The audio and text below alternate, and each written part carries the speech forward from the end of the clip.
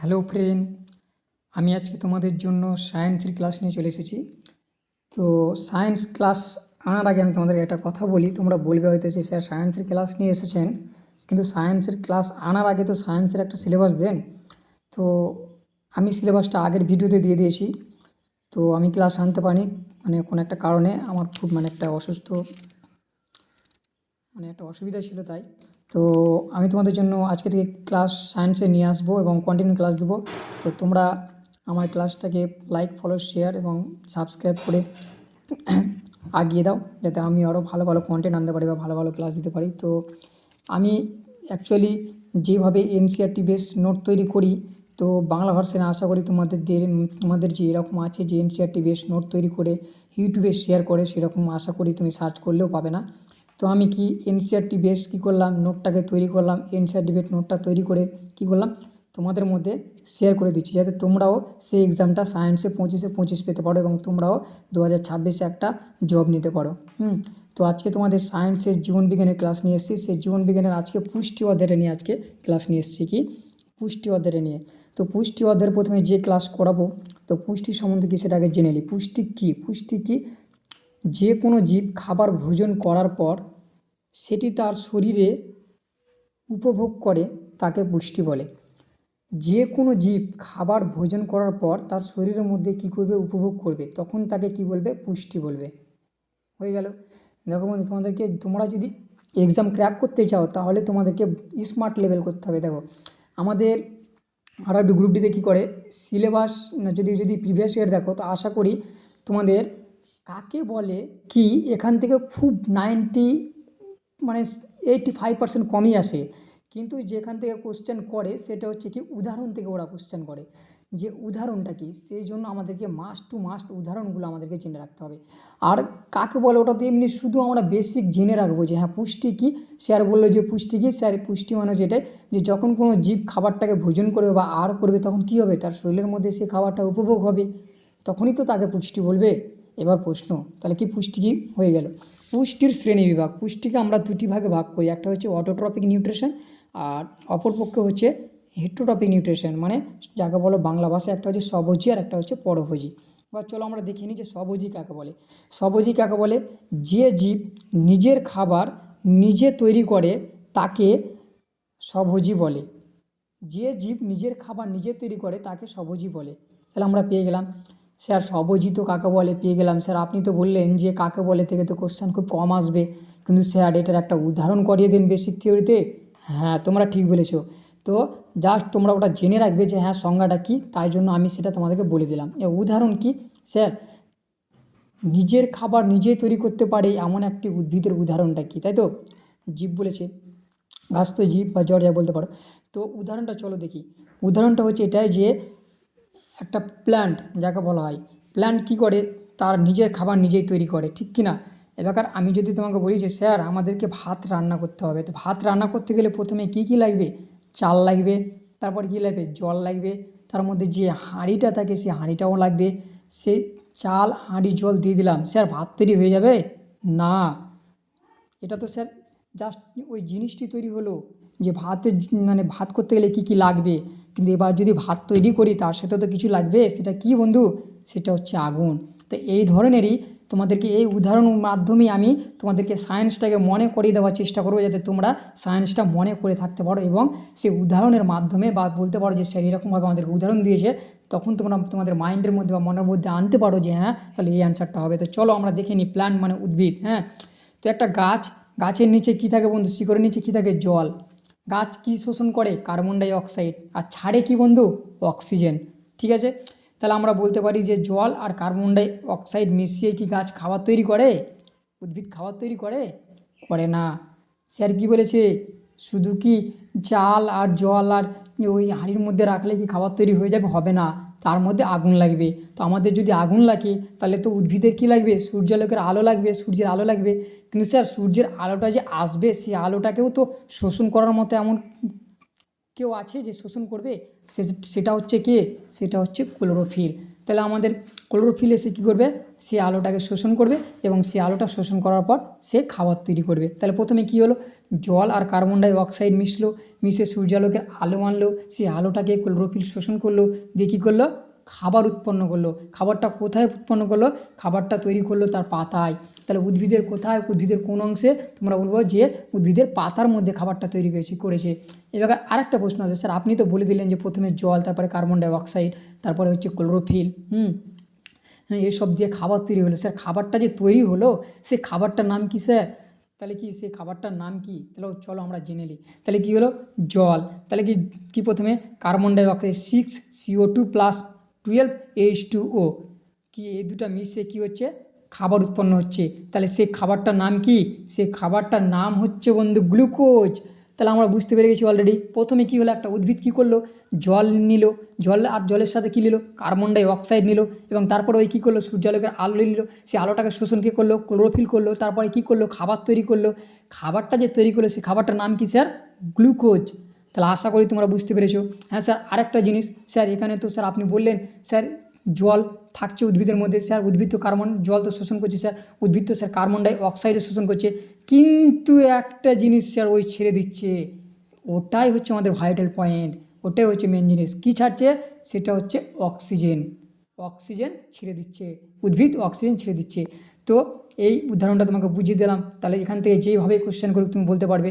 এবার প্রশ্ন হচ্ছে এটা, এখানে যদি কোশ্চেন করে তোমাদেরকে কোশ্চেন কী করবে, যে কোশ্চেন এভাবে করবে যে স্বভোজী পুষ্টির মধ্যে বা স্বভোজী পুষ্টির জন্য নিম্নলিখিতগুলির মধ্যে কোনটি অবশিষ্ট বা আবশ্যক নয়, কোনটি আবশ্যক নয়। তাহলে আমি তোমাকে কি বলেছি, এটির মধ্যে আবশ্যক কি? তাহলে কি আবশ্যক কি, প্রশ্ন যদি একটা আসে তাহলে প্রশ্নটা কী হবে, যে স্বভোজী পুষ্টির জন্য নিম্নলিখিতগুলির মধ্যে কোনটি কোনটি আবশ্যক নয়, কোনটি আবশ্যক নয়। তা আমি আবশ্যক কী কী বলেছি বন্ধু, একটা উদ্ভিদের নিচে কী লাগবে, জল, তারপরে কী লাগবে, কার্বন ডাই অক্সাইড, তারপরে কী লাগবে, তারপরে কী হবে, গ্লুকোজ হবে। কিন্তু ওই যে একটা জিনিসকে ছেড়ে দেবে, সেই জিনিসটার নাম কি? অক্সিজেন। তাহলে কি তোমাকে প্রশ্ন এভাবেই করবে যে স্যার বলেন তো, স্বভোজী পুষ্টির জন্য নিম্নলিখিতগুলির মধ্যে কোনটি আবশ্যক নয়। তখন তোমাকে অপশানে কী দিবে, ওরা অপশানে কী দিবে জানো, ওরা অপশানে 3-4টে জিনিস দিবে। সেটা হচ্ছে কী বলো তো, গ্লুকোজ 1 নম্বরে দিবে, ওরা 2 নম্বরে দিবে জল, 3 নম্বরে দিবে ওরা কি, 3 নম্বর দিবে ওরা কার্বন ডাই অক্সাইড, আর 4 নম্বরে দিবে অক্সিজেন। এবার তুমি যদি আমার পড়াটা পড়ে থাকো, তাহলে তুমি যদি আমার পড়াটা পড়ে থাকো, তুমি যদি সুন্দরভাবে মন দিয়ে পড়ে থাকো, তাহলে আশা করি তুমি 90 কেন 100% বলতে পারবে যে অ্যান্সারটা কী হবে, এই উত্তরটা কী হবে। উত্তরটা কী হবে বন্ধু? অক্সিজেন। কারণ আমি বলেছি যে অক্সিজেন ওই ছেড়ে দিচ্ছে, তাহলে অক্সিজেন তো ওর প্রয়োজন পড়ছে না। তাহলে একটা উদ্ভিদের জন্য অক্সিজেন কখনো আবশ্যক নয়। তাহলে কি একটা স্বভোজী উদ্ভিদ কী, তার উদাহরণ আশা করি তোমরা বুঝতে পেরে গেছো, তোমাদেরকে আশা করি বুঝিয়ে দিয়েছি। চলো এবার কি, এখানে আরেকটা জিনিস আছে ভাইটাল পয়েন্ট, সেটা হচ্ছে কি, যে স্যার একটা উদ্ভিদের মধ্যে যখন সূর্যালোকের আলো পড়ে, সেই আলোটা কটা থাকে স্যার? সূর্যের মধ্যে 8টি আলো থাকে, ঠিক আছে। সূর্যালোকের মধ্যে কটি আলো থাকে? 8টি আলো থাকে। সে 8টি আলোর মধ্যে আমাদের উদ্ভিদ কোন রঙের মাধ্যমে স্যার বেশি খাদ্য তৈরি করতে পারে?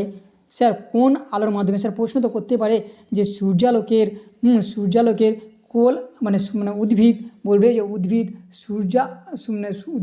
উদ্ভিদ সালোক সংশ্লেষ প্রক্রিয়ায় সূর্যালোকের কোন রঙের মাধ্যমে বেশি পরিমাণে খাবার তৈরি করে, তখন তুমি কি বলবে? সেটা হচ্ছে 1 নম্বরে যদি অপশানে থাকে সাদা, তাহলে দিবে সাদা, আর যদি থাকে লাল তাহলে দিবে লাল, কিন্তু 99% থাকবে লাল। বুঝতে পেরেছো আশা করি।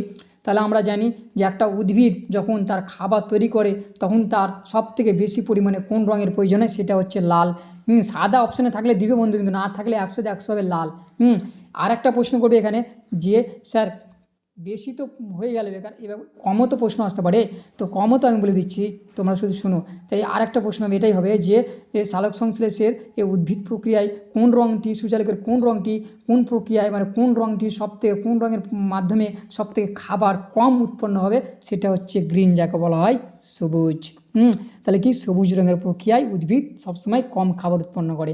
স্যার গাছের পাতা সবুজ কেন দেখায়, তাও তোমাদেরকে বলে দিচ্ছি। দেখো সূর্যের আলোতে 8টি রঙ থাকে, হ্যাঁ 8টি রঙ থাকে, কিন্তু 8টির মধ্যে কী করে জানো, ওই 7টি আলোকে শোষণ করে নেয়, হ্যাঁ 7টি আলোকে শোষণ করে নেয়, কিন্তু ছেড়ে দেয় কোনটাকে বলো তো?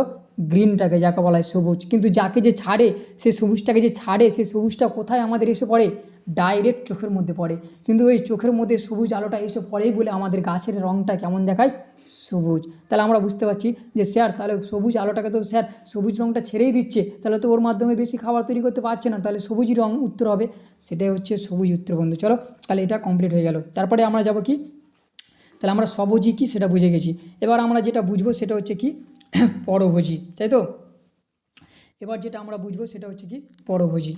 এবার যেটা আমরা বুঝবো সেটা হচ্ছে কি পরভোজী। তো পরভোজী কী, তাই তো? তো পরভোজী কী যেটা আমরা বুঝবো, চলো আমরা চলে যাচ্ছি। পরভোজী কাকে বলে? তো পরভোজী কাকে বলে বন্ধু? যে জীব অন্য কোনো, মানে একটি জীব বলতে পারো যে পরভোজী মানে কি, মানে প্যারাসিটিক বা পরজীবী কাকে বলে, মানে একটি জীব বলছে যে একটি জীব অন্য জীবের ওপর,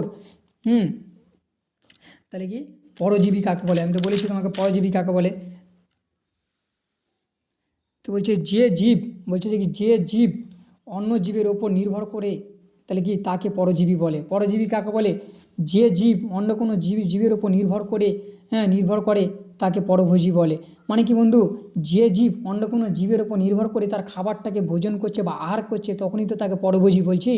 তাহলে এক কথায় তোমরা বলবা যে জীব অন্য কোনো জীবের উপর নির্ভর করে তাকে আমরা পরভোজী বলি, ঠিক কি না? তাকে আমরা কি বলি? পরভোজী বলি, তাকে আমরা পরভোজী বলি। তো আমরা যদি পরভোজী কাকে বলে তাহলে তোমাকে বলে দিলাম।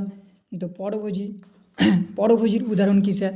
স্যার পরভোজীর উদাহরণ অনেক কিছু আছে। পরভোজীর উদাহরণ যদি ধরো তাহলে অনেক কিছু হবে। যেমন ধরো কুকুর, কুকুর কি অন্য কোনো জীবের উপর নির্ভর করে? ছাগল, ভেড়া, এই সমস্ত জিনিসগুলো কি পরভোজীর উপর নির্ভর করে খাবার তৈরি করে। ওরা কখনো নিজে খাবার তৈরি করে না। মানুষও বলতে পারো এক কথায়। তো এই তিন চারটা উদাহরণ মনে রাখলাম, এখান থেকে কোশ্চেন কম আসে। চলো তাই এবার তাহলে কি যেখান থেকে কোশ্চেন আছে সেটা জেনে নিতে আর কি। এই পরজীবীকে আমরা এই 4টে ভাগে ভাগ করেছি। পরজীবীকে মানে বলতে পারো যে হেটেরোট্রপিক নিউট্রিশন যেটা আছে কি না, তো যে এই পরজীবীটাকে আমরা পরভোজীটাকে আমরা কী করেছি, পরজীবী না, ওগুলো যা বলছিলাম পরভোজী। পরজীবী আর পরভোজীর মধ্যে অনেক ডিফারেন্স হয় বন্ধু। তো পরভোজী কাকে বলে? যে জীব অন্য জীবের উপর নির্ভর করে খাবার আহার বা ভোজন করে তাকে বলা হয় পরভোজী। তো এই পরভোজীটাকে আমরা 4টা ভাগে ভাগ করি বন্ধু। একটা হচ্ছে কি, একটা হচ্ছে হলজয়িক, 2 নম্বরে হচ্ছে পরজীবী, 3 নম্বরে হচ্ছে মৃতজীবী, 4 নম্বরে হচ্ছে মৃতজীবী।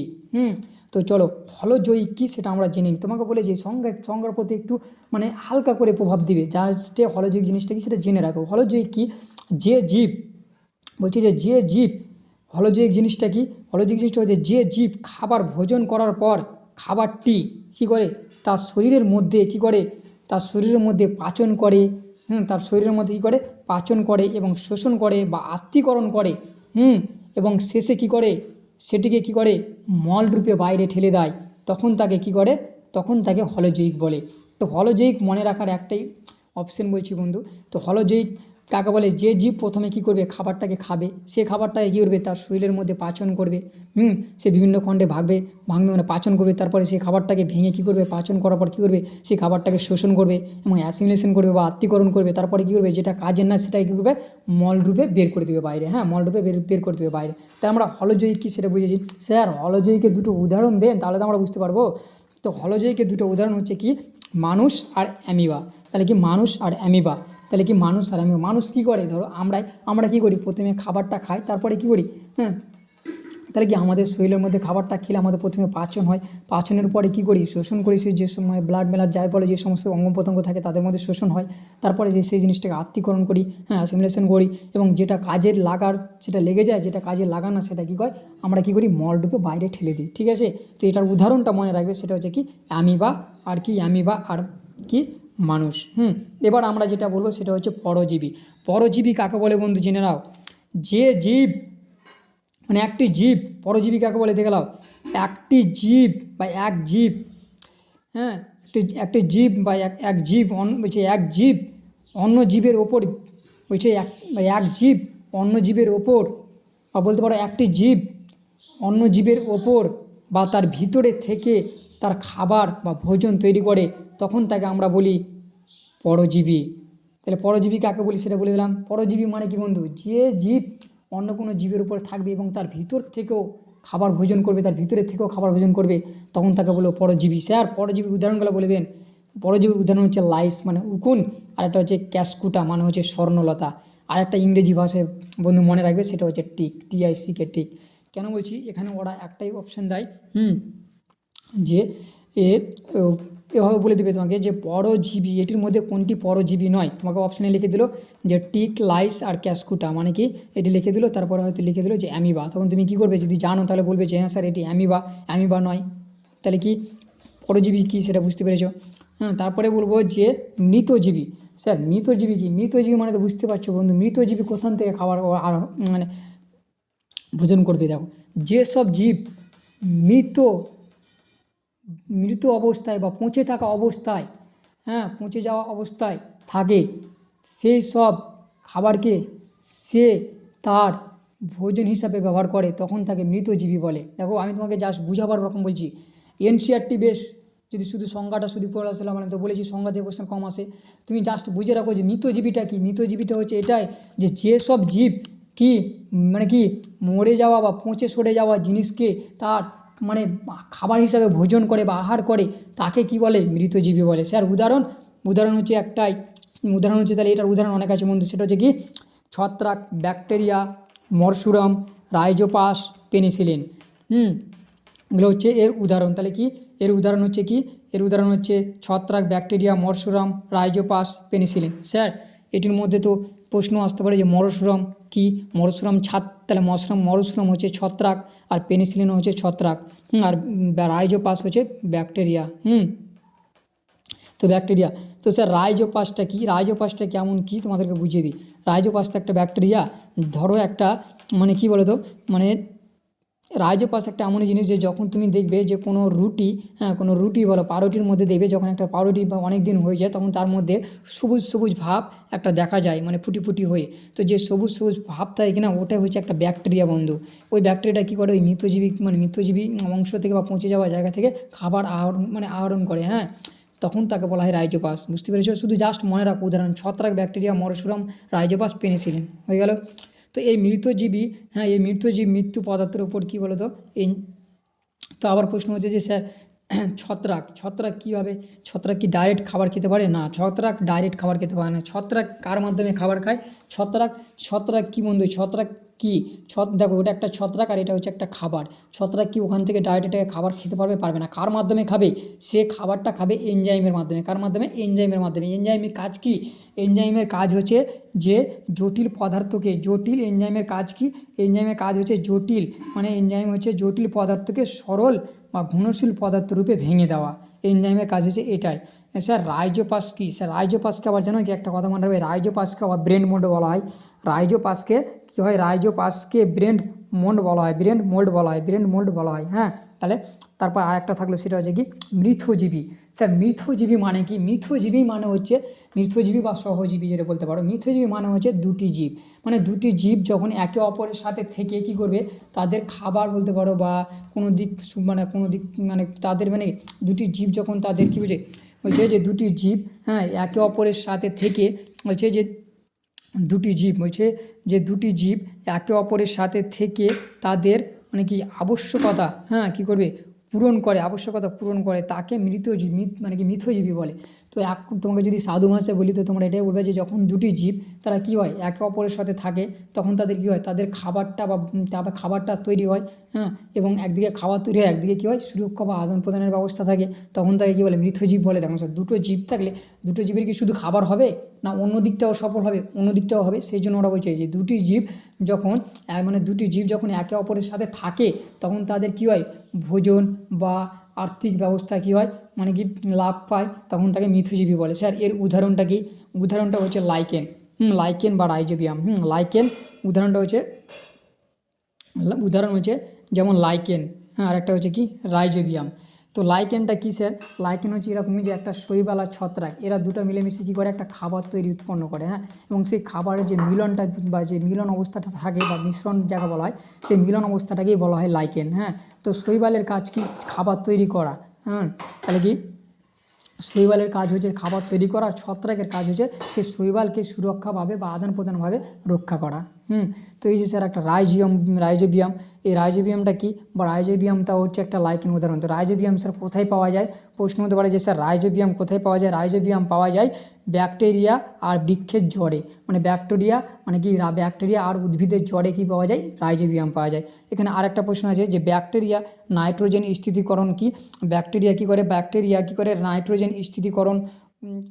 স্থিতিকরণ করে আর কি করে উদ্ভিদের খাবারের সাহায্য করে। মানে এটা মানে কি বন্ধু, মানে একটা মানে কি এটা ব্যাকটেরিয়া কি করে একটা নাইট্রোজেনকে কি করবে, স্থিতিকরণ করবে, তার ফলে কি উদ্ভিদ খাবারে সাহায্য করে। এবার এই যে টপিকটা পড়ালাম, এই টপিকটা পড়ে যাওয়ার পর তোমাকে যদি এখানে আরেকটা অংশ আছে, সেটা হচ্ছে কি পতঙ্গভুক উদ্ভিদ। পতঙ্গভুক উদ্ভিদ। তো পতঙ্গ উদ্ভিদ মানে কি, বা বলতে পারো যে বলতে পারো যেটাকে এটা বলতে পারো যে ইনসেক্টিভোরাস, ইনসেক্টিভোরাস প্ল্যান্ট, বা কীটপক্ষী উদ্ভিদ, বা বলতে পারো পতঙ্গভুক উদ্ভিদ। এটা মানে কি, এটা মানে হচ্ছে এটাই যে বন্ধু যে জীব পুষ্টিতত্ত্ব প্রাপ্ত করার জন্য কীটপক্ষীকে ফাঁসিয়ে ফেলে তাকে পতঙ্গভুক উদ্ভিদ বলে। মানে এটা যদি তোমাকে সাধু ভাষায় বলি যে কীটপক্ষী কাকে বলে, তো তুমি বলবে যে জীব তার নিজের খাবারের জন্য অন্য একটি বলছে যে জীব নিজের খাবারের জন্য অন্য একটি কীটপক্ষীকে নিজের মধ্যে ফাঁসিয়ে ফেলে, তখনই তাকে কি বলা হয়, পতঙ্গভুক প্রাণী। উদাহরণ হচ্ছে একটাই যে কি, উদাহরণ হচ্ছে এটা যে সানডিউ মানে হচ্ছে সূর্য শিশির, আর ভেনাস ফ্লাই ট্র্যাপ, আর একটা কি যে পিচার প্ল্যান্ট মানে হচ্ছে কলসপত্রী। এবার এখান থেকে তোমাকে যা কোশ্চেন করবে আশা করি তুমি সবটাই আনসার দিতে পারো, যদি ভালো করে মন দিয়ে পড়ে যদি নোট তৈরি করো। তো থ্যাংক ইউ বন্ধু, আজকে এই ক্লাস এখান থেকে থাকলে এরপরে আবার ক্লাস নিয়ে আসবো।